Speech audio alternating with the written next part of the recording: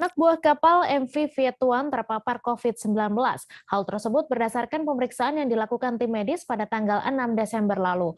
Oleh karena itu, Satgas COVID-19 Kalimantan Timur terus berkoordinasi dengan beberapa pihak terkait agar para ABK tidak menularkan ke masyarakat lainnya.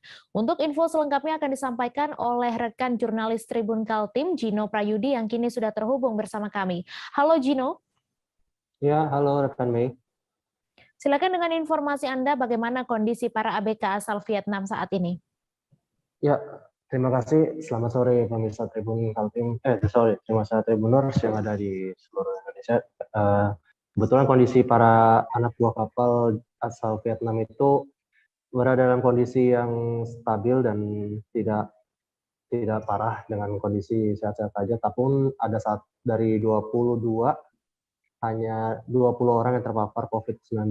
Dan pada info terbaru, Rabu malam, salah satu ABK mengalami sesak napas dan rasa sakit di bagian dada.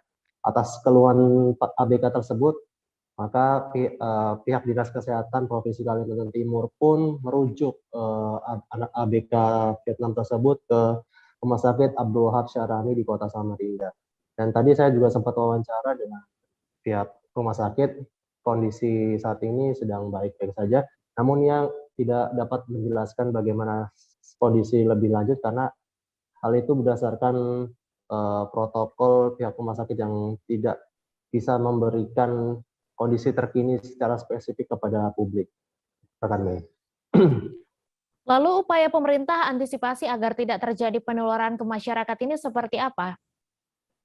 Ya, untuk antisipasi pemerintah tadi dari perwakilan Satgas maupun pemerintah Provinsi Kaltim juga mengatakan salah satu upayanya yaitu melakukan tracing dari ABK tersebut, mereka datang dari mana, kontak dengan siapa, komunikasi dengan siapa, itu mereka terus melakukan tracing seperti itu.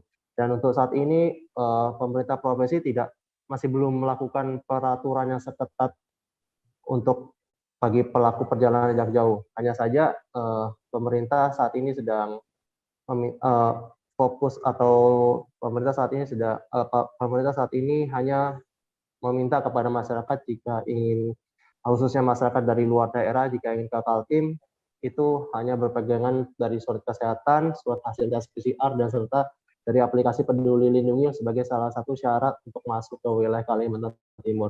Namun untuk pengetatan seperti pembatasan masyarakat keluar daerah maupun sebaliknya masih belum ada kebijakan seperti untuk ditutupin atau dikurangi ataupun dibatasi seperti itu, rekan Mei. Lalu bagaimana hasil tes COVID-19 pada tanggal 7 Desember kemarin? Apakah varian Omikron juga menginfeksi para ABK ini atau seperti apa? Ya, tadi saya sudah sempat wawancara ke Dinas Kesehatan maupun pihak kantor kesehatan pelabuhan kelas 2 Samarinda.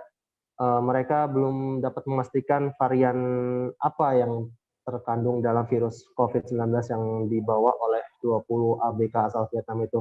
Hanya saja saat ini sampel tes mereka sedang dibawa ke Balai Bank Kesehatan Pusat ya, untuk menunggu.